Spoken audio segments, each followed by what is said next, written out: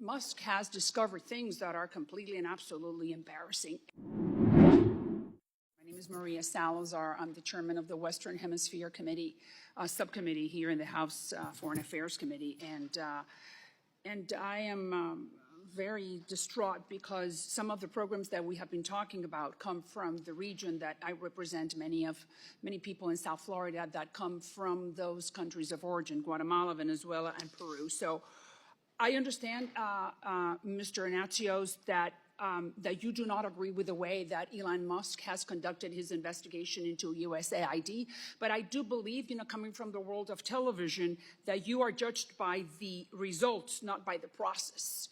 And Musk has discovered things that are completely and absolutely embarrassing. And in my, specifically in the region that I'm saying that I'm representing a lot of constituents. So I want to salute you because you said that you did the job, you were the administrator, that you went line by line, that you were cleaning up the different programs, that you took your job very seriously. But apparently, we are in different times. And I'm just going to share with you within the time that I have 3 programs coming from Latin America, which I think that are highly embarrassing. Let's start with Venezuela. And here's the video that Chairman played before. Venezuelans, they're fleeing Marxism. They're hungry. The average Venezuelan weighs 15 pounds less because of lack of food. We know that Chavez has destroyed the country. They make it to Ecuador. They're tired. And then they encounter that the United States, which is the beacon of hope, is offering this program to become a drag queen. So I think there's something wrong with that picture. And I'm not sure if we can play it again, but I just wanted your opinion. Well, that particular program was a State Department program. And I have great respect for the State Department, but I think it's appalling they did it, to be very frank with you. So you do not agree with those $35,000 No, invested? I don't. I think we should stick with our basic mission. Good, well, but you agree that they have not. Not under you. Oh, no, they have not. They have not. And okay, I think so that let's needs go to be I just want to changed. hear your thoughts because, unfortunately, time just one is of comment, the essence. $2 million for Native Indians in Guatemala. President Giammattei called me. I've never had a president from a country saying, I don't want the United States money. Highly conservative. These are the Native Indians in Guatemala, people who are just, flipping the tortillas and they just want to learn how to do a job, not sex change surgeries. What do you think about that? That's beyond what this AID mission is. I don't think Good. we should be. That's all we need to know. Peru, in the Amazon.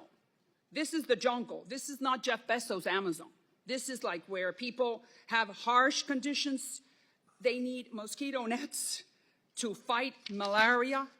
So $25,000 for diversity recruitment events. What is a diversity recruitment event in the middle of the jungle? I have no idea.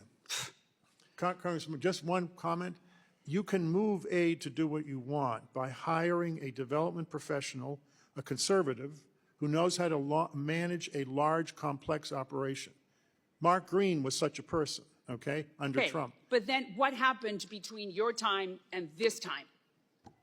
Tell me, what happened? Well, politics gets involved. Oh, politics. But then Elon Musk comes and tries to clean politics and go back to the original mission of the program. Is that correct? I think it would be useful if Musk and some of his staff would go to the field and see the projects. Well, I think they would take a different view. I'm sure they don't have time, sir, to do that. But what I'm saying is that he did something that, according to what you just explained, it brings benefit to the USAID programs.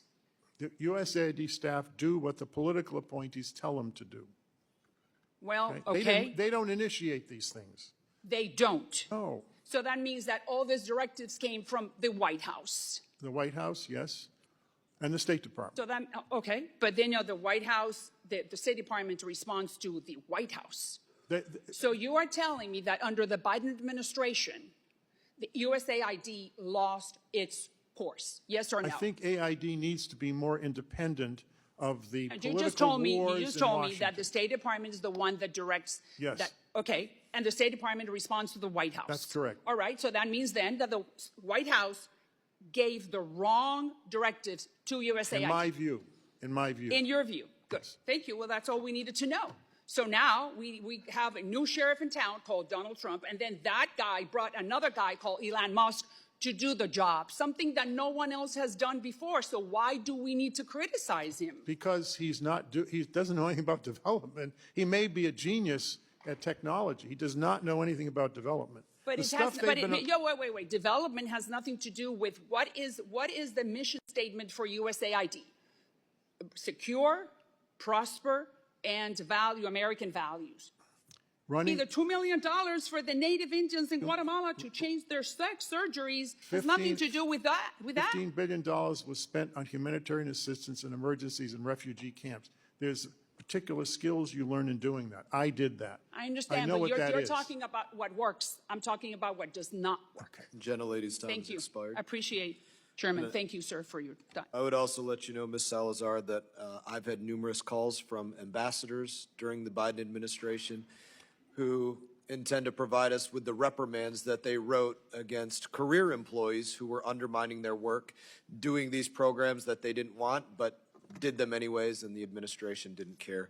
And we look forward to bringing those things to light as well. The fact is clear that America would have been better off if your money had been simply thrown into a fireplace.